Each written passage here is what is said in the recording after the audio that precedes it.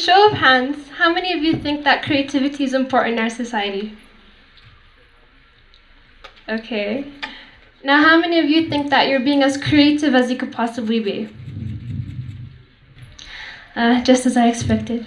So most of you believe that creativity is important in our society, yet very few of you are actually being as creative as you could possibly be.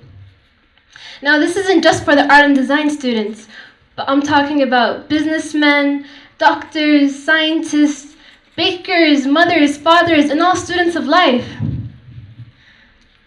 Now some of you might be thinking, wait, what? How can I be creative? I'm not talented. Well, I'm here to tell you that creativity is not a talent. We can all be creative. Better yet, we should all be creative. Choose to live a creative lifestyle. Well, then some of you might be thinking, wait, why? Why would I want to choose to be creative? Well, one, because you're bored. We're all bored of life, doing the same things every day, seeing the same things, feeling the same way.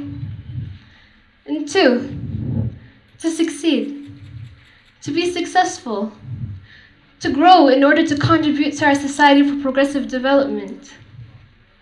Now, if we look at everyone that was and is successful in history and wonder how they got there, well, they were being creative. In fact, without their creativity, we wouldn't have half of the awesome things we have today. Without their creativity, they wouldn't have become the legends that inspire us. Without their creativity, and most importantly, without creativity, we wouldn't have progressed in life at all. And we definitely wouldn't be where we are today. So, when do we get started? Hey, this is all sounding pretty fun, isn't it? Let's start being creative. But wait. How? We're always told to be creative, told to think out of the box, come up with something new ideas, new methods, but we're never told how. That's why today I'll be revealing the 3 secrets to living up to your creative potential. You'll just need one thing, and that's to open your eyes and mind.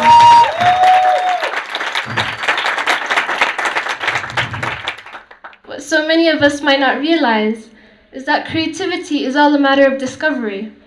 We're not creating as God creates, but we're discovering. And in order to discover something, we must first explore. Explore with open eyes and an open mind, because our eyes are useless if our mind is blind. So first on the list is what I like to call Dora the Explorer. Yes, Dora the Explorer. If any of you know this show, then you know what I'm talking about. Make it a habit to question everything. Be curious about everything the way children are. Because as we grow older, we somehow become mechanic. Our lives go on autopilot because of habits and daily routines and repetition.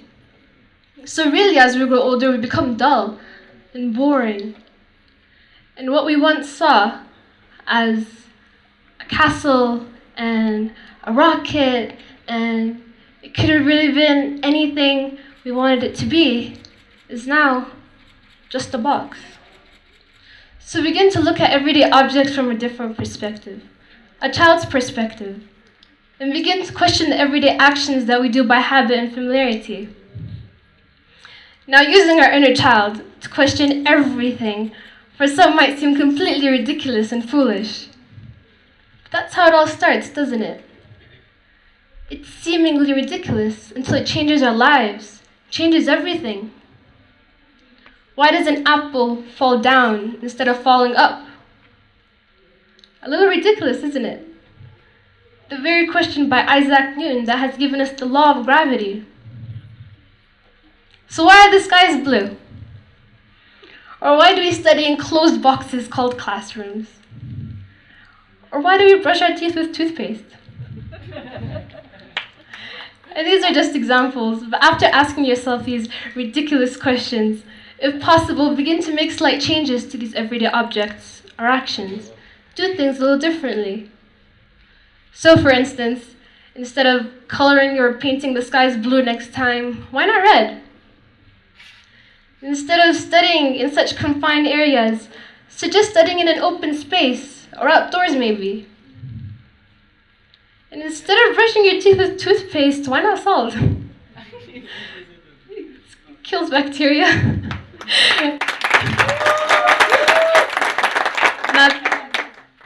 And these are just examples, but so question everything and let your curiosity lead. You might be astonished at what you might discover. Now, number 2 on the list is what I like to call The Yes Man, starring Jim Carrey. Have any of you watched this movie? Yeah, I see some nodding heads.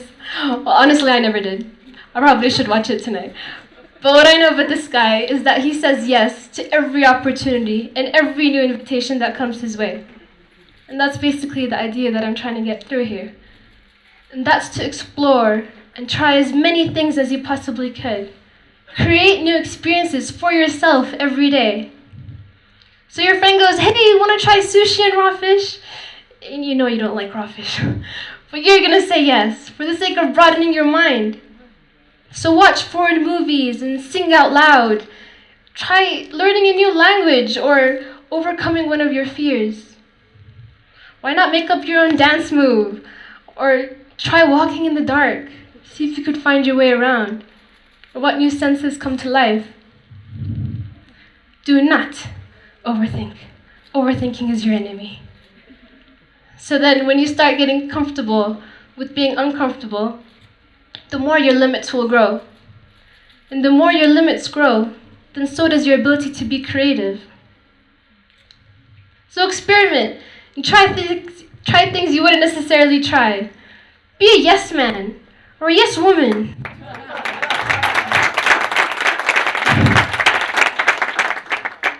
Now the last but not least is the easiest yet most difficult of all.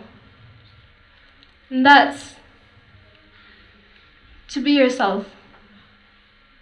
Because to truly be yourself, you have to find yourself first. And finding yourself is then realizing that you're different. That your reasons for your discoveries are different. And then embracing that. Every one of us here is different. There is nobody in the world with the same exact influences and experiences as you. So who are you? Be completely and 100% honest with yourself. Why don't you write it down? Ask yourself, what's the one thing that matters to you the most? What do you want to achieve in life? How would you change the world? Are you happy with where you are today? Why or why not? Do you think you're lucky or cursed maybe? And what are your deepest, darkest secrets? What are your desires? Why don't you write them down? So questioning everything, being curious, and experimenting and creating new experiences, these will help you in finding yourself, knowing your true likes and dislikes, and how far you're willing to go. But then once you've found yourself, and you know who you are, and what you want, then the questions you'd be asking, and the experiences and experiments you'd be creating will come to your complete advantage. And that's how to live up to your creative potential.